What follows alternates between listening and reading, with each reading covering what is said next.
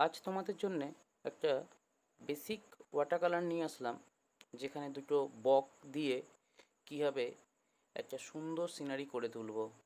যেখানে একটু ইয়েলো, একটু রেড, একটু স্কাই কালারের ওপরে ছবিটা করছি।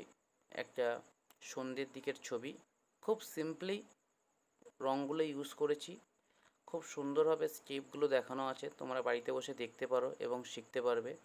এটাও আমার ক্লাসের মধ্যেই করলাম। আমার ক্লাসে আমার জল রঙের স্টুডেন্টরা দেখছে, তারাও করেছে, তাই তোমাদেরও দিলাম। তোমরা বাড়িতে বসে করো এবং শেখো। চ্যানেলটা ভালো লাগলে অবশ্যই লাইক, শেয়ার এবং সাবস্ক্রাইব করবে।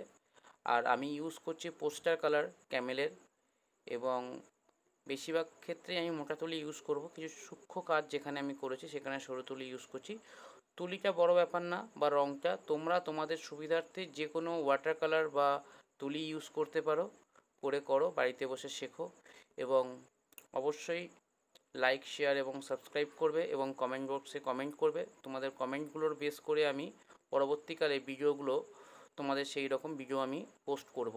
তোমাদের যদি মনে হয় অন্য কিছু ভিডিও বা অন্য কোনো কিছু তোমাদের দরকার, তো অবশ্যই কমেন্ট করতে পারো।